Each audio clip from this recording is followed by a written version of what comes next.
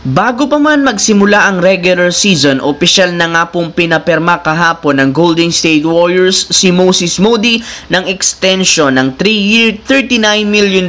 Dahil dito, aabot na nga po hanggang sa 2027-2028 ang kanyang hawak na kontrata. Ngunit kung si Moses Moody ay nasettle na ang future sa Golden State, nananatili para naman nga pong questionable si Jonathan Kuminga. Sa katunayan, hanggang ngayon hindi pa rin naman nagkakasundo ang kampo ni Kuminga at ang Warriors sa kanyang bagong extension. Ayon nga po sa source, ayaw nga pong ibigay ng Warriors ang hinihinging malaking pera ni Kuminga dahil sa questionable nitong performance. Kaya malaki ang posibilidad na hindi siya makakuha ng extension bago magsimula ang regular season. At dahil dyan, inaasahan na maging isa itong free agent next season kapag natapos na ang huling taon ng kanyang rookie contract. Bago yan, ang video ng ito ay hatid sa inyo ng 1xBet. Suportahan at manalo sa inyong paboritong kupunan sa NBA, PBA, MPBL at iba pang sporting events.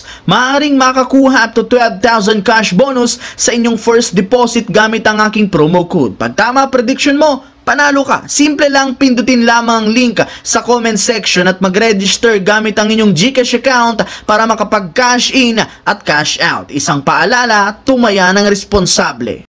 Samantala, isa nga po ang Minnesota Timberwolves sa mga may worst performance at record sa nakaraang pre-season. Pero baliwala rin naman ito sa kanila dahil hindi rin naman ito sineryoso at hindi pa nila dito ipinapakita ang tunay na lakas. Sa katunayan, mas pinagtuunan nga po nila ng pansin ngayon ang regular season.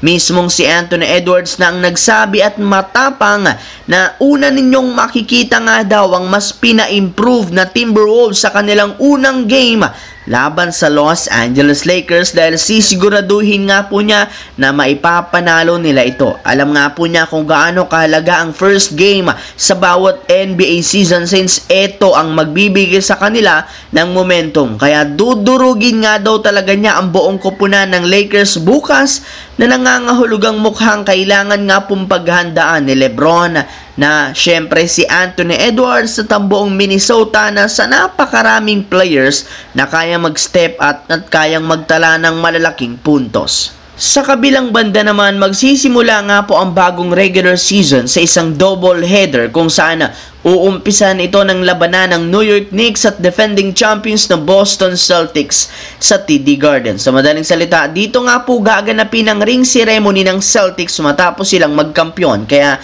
hindi na nga po nakapagtataka bakit liyamado ang Celtics sa kanilang opener. Bukod sa kanilang home court at pagkakaroon ng mas kompletong lineup, desidido rin naman silang manalo dahil ayaw nga po nilang mapahiya sa harap ng napakaraming mga fans. Pero kahit man liyamado ang Boston, dihado ang Knicks, syempre magiging maganda rin naman ang labanan nito dahil hindi basta-basta ang inilakas ng kanilang starting lineup, lalo ang New York Knicks matapos silang gumawa ng malaking pagbabago sa pagkuha kina Mikal Bridges at Karl Anthony Towns, sapat na para matapatan ang Boston Celtics. Sadyang mahihirapan silang pagdating sa bench unit dahil sa dami ng mga players nila dito na nagtamo ng injury.